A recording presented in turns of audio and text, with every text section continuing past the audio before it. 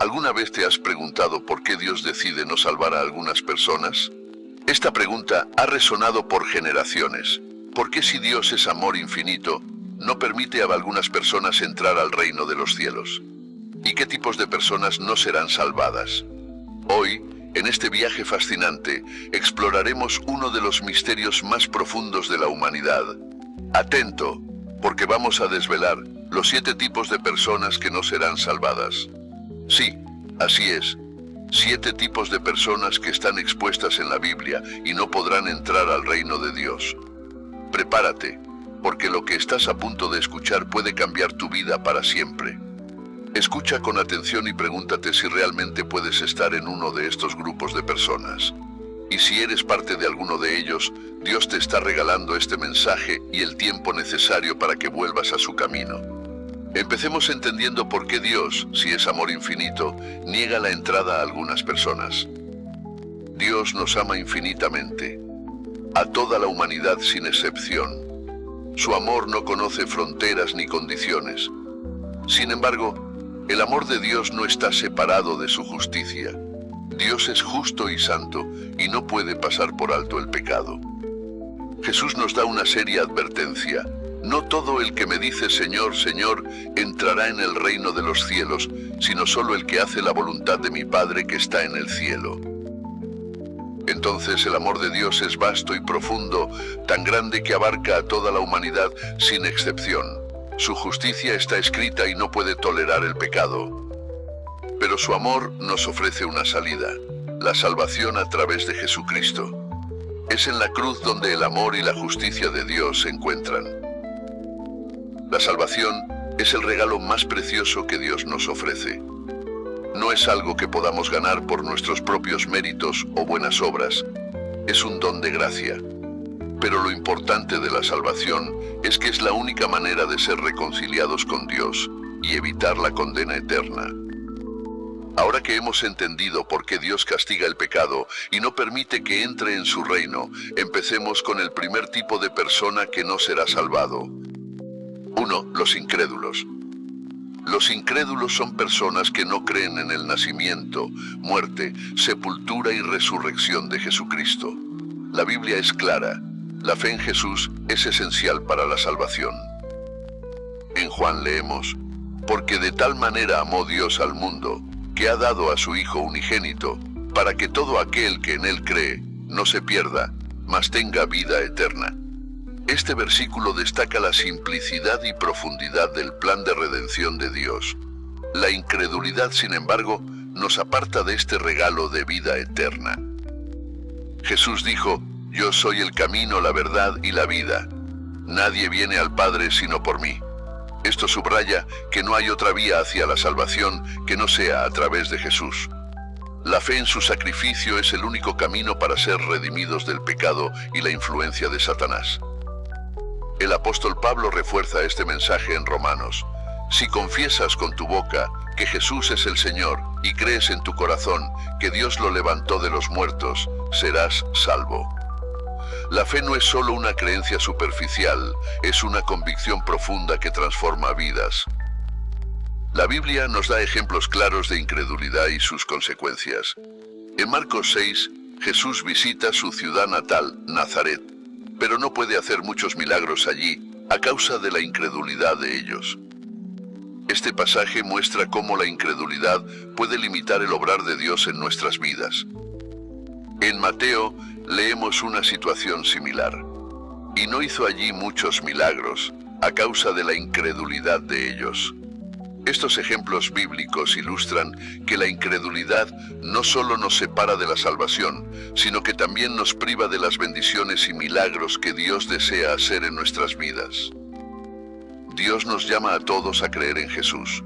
Pablo y Silas dicen, cree en el Señor Jesucristo y serás salvo, tú y tu casa.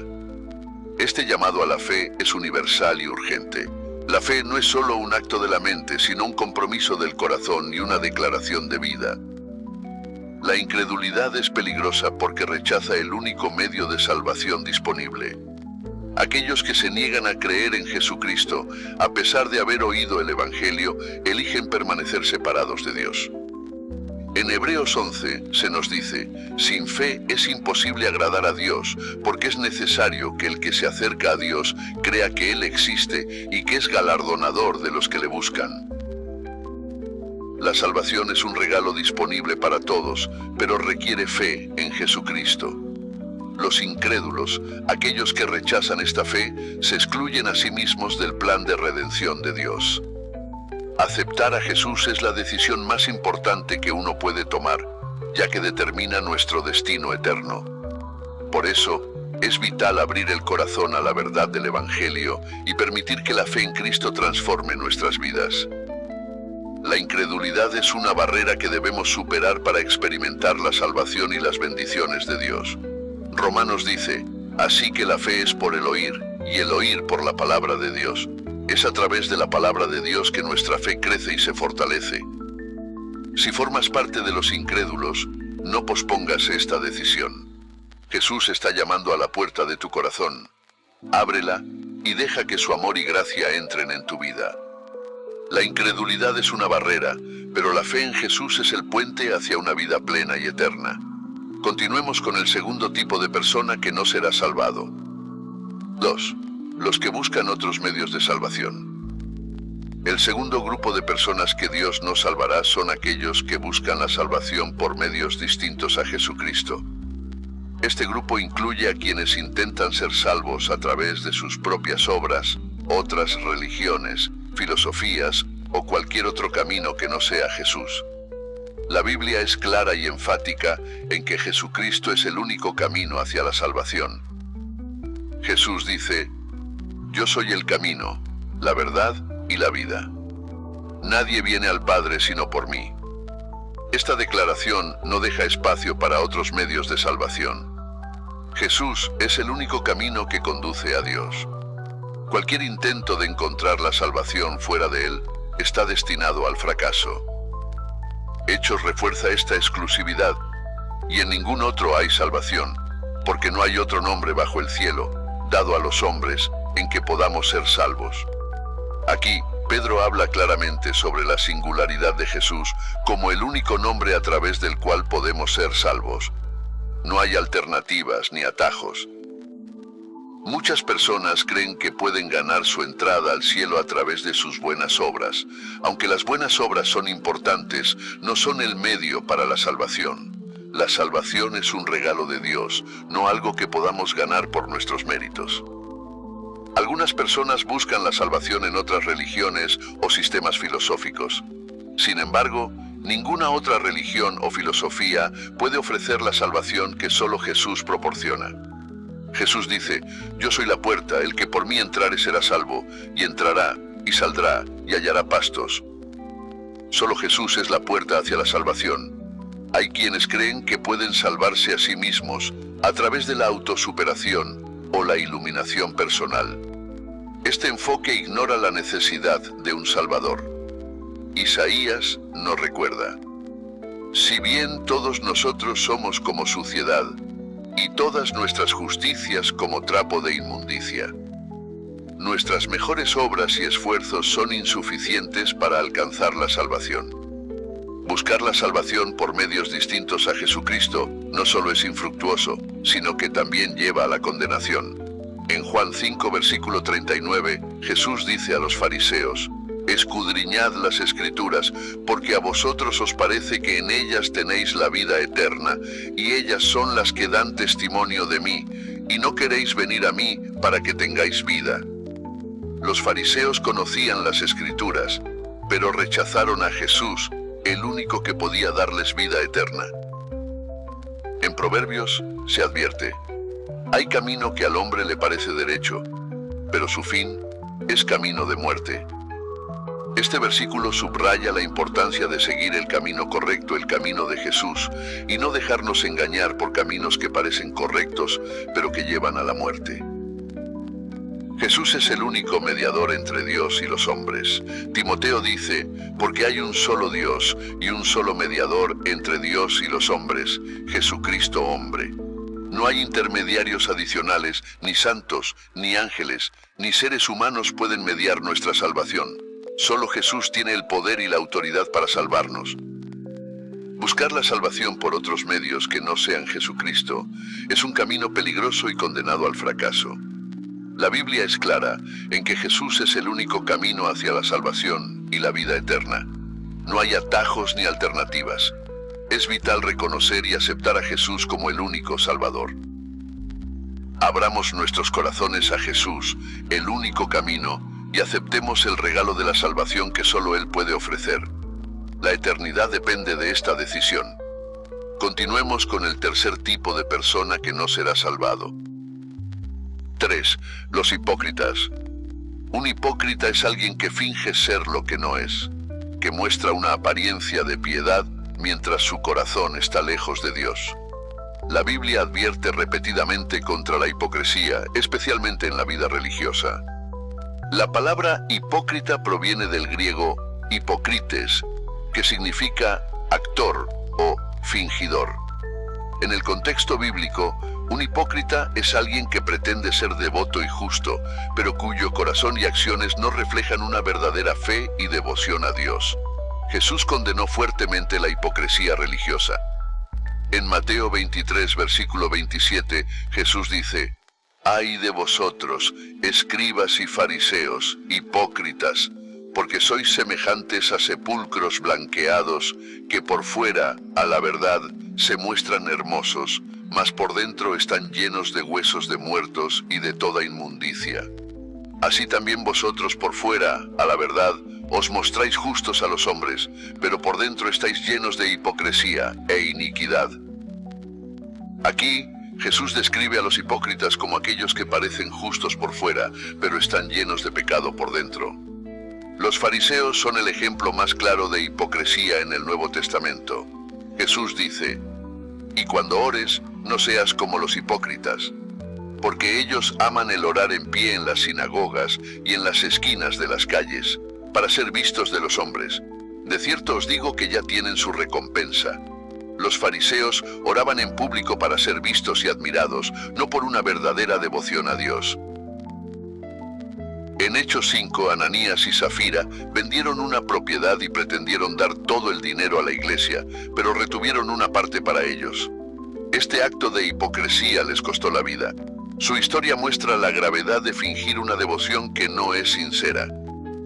La hipocresía es un pecado grave porque distorsiona la verdadera naturaleza de la fe y engaña tanto a los demás como al propio hipócrita. Mateo 7, versículo dice: «No todo el que me dice, Señor, Señor, entrará en el reino de los cielos, sino el que hace la voluntad de mi Padre que está en los cielos. Muchos me dirán en aquel día: Señor, Señor, ¿no profetizamos en tu nombre, y en tu nombre echamos fuera demonios, y en tu nombre hicimos muchos milagros? Y entonces les declararé: Nunca os conocí, apartaos de mí, hacedores de maldad». Esta advertencia de Jesús muestra que no basta con realizar actos religiosos. La verdadera obediencia y fe son esenciales. Lucas también advierte: «Guardaos de la levadura de los fariseos, que es la hipocresía». Jesús compara la hipocresía con la levadura porque puede extenderse y contaminar rápidamente. La hipocresía corrompe la integridad de la comunidad de fe y socava la sinceridad del testimonio cristiano. Dios desea una relación genuina y sincera con cada persona. Isaías dice pues el Señor: «Porque este pueblo se acerca a mí con su boca, y con sus labios me honra, pero su corazón está lejos de mí, y su temor de mí no es más que un mandamiento de hombres que les ha sido enseñado». Dios busca adoradores que lo adoren en espíritu y en verdad. Mateo advierte: «Guardaos de hacer vuestra justicia delante de los hombres, para ser vistos de ellos. De otra manera, no tendréis recompensa de vuestro Padre que está en los cielos». La verdadera justicia y piedad no buscan el reconocimiento humano, sino agradar a Dios. Para evitar la hipocresía, debemos examinar nuestros corazones y motivaciones. Salmo 130. Y nueva es una oración poderosa. «Examíname, oh Dios, y conoce mi corazón. Pruébame y conoce mis pensamientos, y ve si hay en mí camino de perversidad, y guíame en el camino eterno». Pedirle a Dios que nos examine y nos purifique de la hipocresía es crucial para una vida de fe auténtica. La hipocresía es un grave obstáculo para la salvación porque presenta una fachada de fe sin una verdadera transformación del corazón. Dios no puede salvar a los hipócritas porque su fe es falsa y superficial. La verdadera fe requiere sinceridad, autenticidad y un corazón alineado con la voluntad de Dios. Invitemos a Dios a purificar nuestros corazones y a guiarnos en el camino de la verdadera justicia. Que nuestra fe no sea una actuación para los demás, sino una expresión genuina de amor y devoción a Dios. Vivamos de manera que nuestras acciones reflejen verdaderamente la transformación que Dios ha hecho en nuestras vidas. Solo así podremos estar seguros de que nuestra fe es genuina y nuestra salvación es segura. Continuemos con el cuarto tipo de persona. 4. Los autojustos. El cuarto grupo de personas que Dios no salvará son los autojustos. Estas son personas que confían en su propia justicia y buenas obras para alcanzar la salvación, en lugar de depender de la gracia de Dios y el sacrificio de Jesucristo. La autojustificación es un obstáculo importante para la salvación porque se basa en el orgullo y la autosuficiencia, negando la necesidad de la redención divina. La autojusticia se manifiesta cuando una persona cree que puede obtener la aprobación de Dios a través de sus propios esfuerzos, méritos y buenas obras. Los autojustos tienden a compararse con los demás y a juzgar a otros, creyendo que su comportamiento y acciones son superiores. Esta actitud es contraria al mensaje del Evangelio, que enfatiza la necesidad de la gracia de Dios para la salvación. Lucas 18, versículo 9 presenta la parábola del fariseo y el publicano, una ilustración clara de la autojusticia. Dice así: a unos que confiaban en sí mismos como justos y menospreciaban a los otros, dijo también esta parábola. Dos hombres subieron al templo a orar. Uno era fariseo y el otro publicano. El fariseo, puesto en pie, oraba consigo mismo de esta manera: Dios, te doy gracias porque no soy como los otros hombres, ladrones, injustos, adúlteros, ni aun como este publicano. Ayuno 2 veces a la semana, doy diezmos de todo lo que gano. Mas el publicano, estando lejos, no quería ni aun alzar los ojos al cielo, sino que se golpeaba el pecho diciendo: Dios, sé propicio a mí pecador. Os digo que éste descendió a su casa justificado antes que el otro, porque cualquiera que se enaltece será humillado, y el que se humilla será enaltecido. En esta parábola, el fariseo representa a los autojustos, mientras que el publicano muestra una actitud de humildad y arrepentimiento. Jesús deja claro que es el publicano, no el fariseo, quien es justificado ante Dios. La autojusticia lleva al orgullo y la autosuficiencia y desvía a las personas de la verdadera fuente de salvación, que es la gracia de Dios a través de Jesucristo. Efesios dice: porque por gracia sois salvos por medio de la fe. Y esto no de vosotros, pues es don de Dios, no por obras, para que nadie se gloríe. La salvación es un regalo inmerecido de Dios, y no podemos alcanzarla a través de nuestras propias obras. Isaías 64 nos recuerda que nuestras mejores obras son como trapo de inmundicia ante Dios. Incluso nuestras acciones más justas son insuficientes para alcanzar la santidad de Dios. La autojusticia ignora esta verdad y nos hace creer que podemos alcanzar la salvación por nuestros propios méritos. En Romanos, Pablo habla sobre los judíos que buscaban establecer su propia justicia, porque ignorando la justicia de Dios y procurando establecer la suya propia, no se han sujetado a la justicia de Dios. Porque el fin de la ley es Cristo, para justicia a todo aquel que cree. La autojusticia es, por tanto, una forma de rechazar la justicia que Dios ofrece a través de Cristo. Dios llama a todos a abandonar la autojusticia y a depender completamente de su gracia. Miqueas dice: oh hombre, Él te ha declarado lo que es bueno. ¿Y qué pide Jehová de ti? Solamente hacer justicia, y amar misericordia, y humillarte ante tu Dios. La humildad es esencial en nuestra relación con Dios. Reconocer nuestra necesidad de su gracia es el primer paso hacia la verdadera justicia.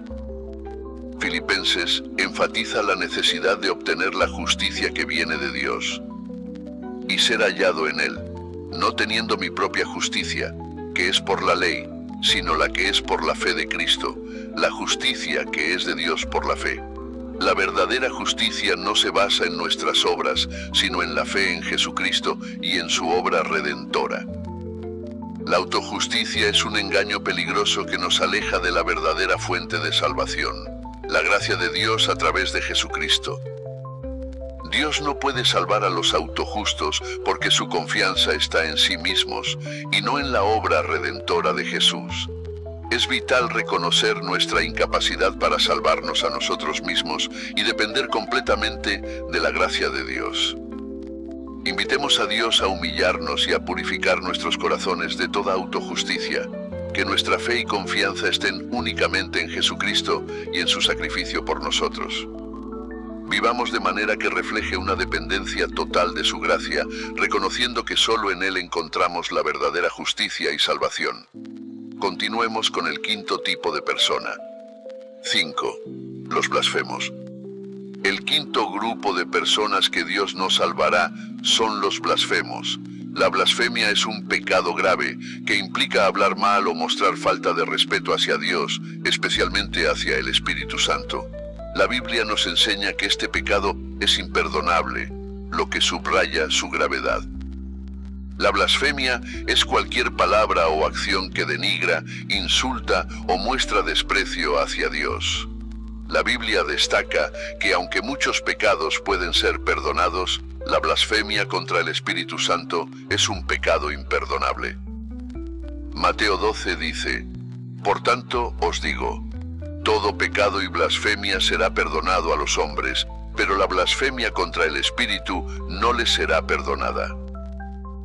A cualquiera que dijere alguna palabra contra el Hijo del Hombre, le será perdonado, pero al que hable contra el Espíritu Santo, no le será perdonado, ni en este siglo, ni en el venidero.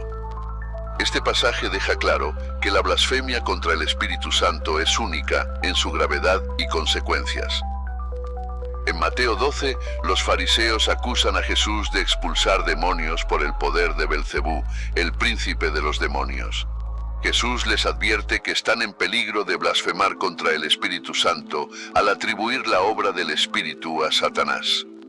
Este es un ejemplo claro de cómo la blasfemia puede manifestarse al distorsionar y negar la obra de Dios. Si has cometido blasfemia, aún estás a tiempo de redimirte. Un ejemplo de esto es el apóstol Pablo, que antes de su conversión perseguía a los cristianos y hablaba contra Jesús. En Timoteo, Pablo admite: habiendo yo sido antes blasfemo, perseguidor e injuriador, pero fui recibido a misericordia porque lo hice por ignorancia, en incredulidad. Aunque Pablo fue un blasfemo, recibió misericordia porque actuó en ignorancia. Sin embargo, aquellos que blasfeman con pleno conocimiento están en un peligro mucho mayor. La blasfemia contra el Espíritu Santo es imperdonable, lo que significa que aquellos que cometen este pecado están más allá de la redención. Esto se debe a que la blasfemia contra el Espíritu Santo implica un rechazo deliberado y consciente de la obra de Dios y su Espíritu. Hebreos 10 advierte: porque si pecaremos voluntariamente después de haber recibido el conocimiento de la verdad, ya no queda más sacrificio por los pecados, sino una horrenda expectación de juicio y de hervor de fuego que ha de devorar a los adversarios. Blasfemar contra el Espíritu Santo es rechazar la convicción y la obra del Espíritu en nuestras vidas, lo que conduce a un corazón endurecido y una incapacidad para arrepentirse. Hebreos 6 dice: porque es imposible que los que una vez fueron iluminados y gustaron del don celestial, y fueron hechos partícipes del Espíritu Santo, y asimismo gustaron de la buena palabra de Dios y los poderes del siglo venidero, y recayeron, sean otra vez renovados para arrepentimiento, crucificando de nuevo para sí mismos al Hijo de Dios y exponiéndole a vituperio. Este pasaje subraya la imposibilidad de renovación para aquellos que rechazan completamente a Dios después de haber experimentado su verdad. Para evitar la blasfemia, es crucial reconocer la santidad de Dios y la obra del Espíritu Santo. Debemos ser cuidadosos con nuestras palabras y acciones, asegurándonos de honrar a Dios en todo momento. Proverbios dice: la muerte y la vida están en poder de la lengua, y el que la ama comerá de sus frutos. Nuestras palabras tienen poder y debemos usarlas para glorificar a Dios, no para denigrarlo. La blasfemia es un pecado grave que tiene consecuencias eternas. Dios no puede salvar a los blasfemos porque su pecado es imperdonable. Es vital reconocer la gravedad de este pecado y asegurarnos de honrar a Dios y su Espíritu en todo momento. Continuemos con el sexto tipo de persona. 6. Los apóstatas. El sexto grupo de personas que Dios no salvará son los apóstatas. La apostasía implica abandonar la fe y renegar de las verdades fundamentales del cristianismo después de haberlas conocido y aceptado. Es un rechazo deliberado y consciente de la fe cristiana, y la Biblia advierte severamente sobre sus consecuencias. La palabra apostasía proviene del griego apostasía, que significa abandono, rebelión o deserción. Un apóstata es alguien que, después de haber conocido la verdad del Evangelio, decide rechazar y apartarse de la fe cristiana. La apostasía es más que un simple desvío. Es una decisión consciente de rechazar a Dios y volver al pecado. Hebreos 6, versículo 4, describe la gravedad de la apostasía. Porque es imposible que los que una vez fueron iluminados y gustaron del don celestial, y fueron hechos partícipes del Espíritu Santo, y asimismo gustaron de la buena palabra de Dios y los poderes del siglo venidero, y recayeron, sean otra vez renovados para arrepentimiento, crucificando de nuevo para sí mismos al Hijo de Dios y exponiéndole a vituperio. Este pasaje subraya la imposibilidad de renovación para aquellos que han experimentado la verdad del Evangelio y luego la rechazan. Judas es uno de los ejemplos más conocidos de apostasía. Fue uno de los 12 discípulos de Jesús, pero lo traicionó por 30 piezas de plata. Mateo 26 relata cómo Judas, a pesar de haber estado cerca de Jesús y haber visto sus milagros, eligió traicionarlo deliberadamente. Su arrepentimiento posterior fue insuficiente, y su historia termina en suicidio, mostrando la desesperación y la condenación que acompañan a la apostasía. En Timoteo, Pablo menciona a Demas, quien me ha desamparado amando este mundo y se ha ido a Tesalónica. Demas era un colaborador cercano de Pablo, pero eligió abandonar la fe por amor al mundo. Este ejemplo muestra cómo el atractivo del mundo puede llevar a la apostasía. Los apóstatas rechazan la gracia de Dios y su oferta de salvación, eligiendo deliberadamente volver al pecado. Dios no puede salvar a los apóstatas porque su rechazo de la fe es total y consciente. Sin embargo, la apostasía tiene consecuencias eternas. Pedro 2 advierte: ciertamente si habiéndose ellos escapado de las contaminaciones del mundo, por el conocimiento del Señor y Salvador Jesucristo, enredándose otra vez en ellas son vencidos, su postrer estado viene a ser peor que el primero. Porque mejor les hubiera sido no haber conocido el camino de la justicia, que después de haberlo conocido, volverse atrás del santo mandamiento que les fue dado. Pero les ha acontecido lo del verdadero proverbio: el perro vuelve a su vómito, y la puerca lavada a revolcarse en el cieno. Este pasaje enfatiza que la condición final de los apóstatas es peor que si nunca hubieran conocido la verdad. Hebreos también destaca la seriedad de la apostasía.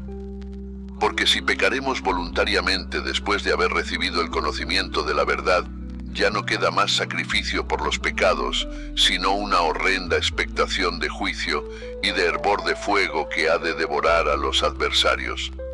La apostasía deja a una persona sin esperanza de redención y enfrentando el juicio de Dios. Para evitar la apostasía es crucial perseverar en la fe y mantenerse fieles a Dios. Hebreos 3 advierte: mirad, hermanos, que no haya en ninguno de vosotros corazón malo de incredulidad para apartarse del Dios vivo. Antes exhortaos los unos a los otros cada día, mientras todavía se dice hoy, para que ninguno de vosotros se endurezca por el engaño del pecado. Porque somos hechos participantes de Cristo, con tal que retengamos firme hasta el fin nuestra confianza del principio. Es vital que cada creyente examine su corazón y permanezca firme en la fe. La perseverancia y la fidelidad a Dios son esenciales para evitar la apostasía. Debemos alentarnos mutuamente, mantenernos en la palabra de Dios y buscar la guía del Espíritu Santo para vivir vidas que honren a Dios y permanezcan fieles hasta el fin. Que nuestra fe sea firme y nuestro compromiso con Dios inquebrantable. Recordemos siempre la gravedad de la apostasía y esforcémonos por vivir vidas de obediencia y fidelidad a nuestro Señor Jesucristo. Veamos el séptimo y último tipo de persona que no será salvado. 7. Los muertos. Sí, has escuchado bien. El último grupo de personas que Dios no salvará son los muertos. La enseñanza bíblica es clara. La oportunidad para la salvación existe únicamente durante nuestra vida terrenal. Una vez que una persona ha fallecido, su destino eterno está sellado. La Biblia refuta la idea de que haya segundas oportunidades para la salvación después de la muerte. La muerte física marca el final de nuestra oportunidad para decidir aceptar o rechazar la oferta de salvación de Dios. En la muerte, nuestra condición espiritual se fija permanentemente y seremos juzgados según nuestras creencias y acciones durante nuestra vida. Hebreos dice, y de la manera que está establecido para los hombres que mueran una sola vez, y después de esto el juicio. Este versículo subraya que después de la muerte viene el juicio, no una segunda oportunidad para arrepentirse o ser salvo. En Lucas 16, Jesús cuenta la parábola del rico y Lázaro. Después de morir, el rico se encuentra en tormento en el Hades, mientras que Lázaro está en el seno de Abraham. El rico pide que Lázaro sea enviado a advertir a sus hermanos vivos, pero se le dice que tienen a Moisés y a los profetas para escucharlos. Este relato ilustra que después de la muerte no hay forma de cambiar nuestro destino eterno. Las decisiones que tomamos en vida son las que determinan nuestra eternidad. Apocalipsis 20 describe el juicio final. Y vi a los muertos, grandes y pequeños, de pie ante Dios. Y los libros fueron abiertos, y otro libro fue abierto, el cual es el libro de la vida. Y fueron juzgados los muertos por las cosas que estaban escritas en los libros, según sus obras. Este pasaje refuerza que al final, todos serán juzgados por lo que hicieron en vida. No hay mención de oportunidades después de la muerte para cambiar nuestro destino. El destino eterno de cada persona se determina por su respuesta a la oferta de salvación de Dios en vida. Jesús enfatiza la necesidad de estar preparados y vivir en fe. Mateo dice, por tanto, también vosotros estad preparados, porque el Hijo del Hombre vendrá a la hora que no pensáis. La idea de un purgatorio o algún estado intermedio donde los muertos pueden expiar sus pecados y finalmente ser salvos no encuentra respaldo en las Escrituras. Corintios aclara, porque es necesario que todos nosotros comparezcamos ante el tribunal de Cristo, para que cada uno reciba según lo que haya hecho mientras estaba en el cuerpo, sea bueno o sea malo. Esto indica que nuestra vida terrenal es el único periodo en el cual podemos decidir nuestro destino eterno. La Biblia nos llama a aprovechar el tiempo que tenemos en vida para decidir seguir a Cristo. Corintios dice, he aquí ahora el tiempo aceptable, he aquí ahora el día de salvación. Este llamado a la urgencia subraya que no debemos retrasar nuestra decisión de seguir a Jesús, ya que no sabemos cuándo llegará nuestra hora. Hebreos advierte, si oyereis hoy su voz, no endurezcáis vuestros corazones. Este versículo es un recordatorio de que debemos responder al llamado de Dios mientras todavía tenemos tiempo. La muerte marca el final de nuestra oportunidad de aceptar la salvación. Dios no puede salvar a los muertos, porque la decisión de aceptar o rechazar a Jesús debe hacerse en vida. Las Escrituras son claras en que después de la muerte viene el juicio, y no hay segundas oportunidades para arrepentirse o cambiar nuestro destino eterno. Es crucial que tomemos en serio nuestra necesidad de decidir por Cristo ahora. Vivamos nuestras vidas de manera que refleje nuestra fe y compromiso con Dios, asegurándonos de que estamos preparados para el momento en que enfrentemos el juicio divino. Invitemos a Dios a ayudarnos a vivir con urgencia y propósito, reconociendo la importancia de nuestra decisión de seguir a Jesús en el presente. Que nuestras vidas sean un testimonio del poder transformador de la fe en Cristo y que estemos siempre listos para encontrarnos con nuestro Creador cuando llegue el momento. Hemos visto cómo la salvación es el don más precioso que Dios ofrece a la humanidad y es accesible a todos a través de Jesucristo. Sin embargo, no todos serán salvados, y esto no es debido a una falta de amor por parte de Dios, sino porque Él respeta nuestras decisiones y nos da el libre albedrío.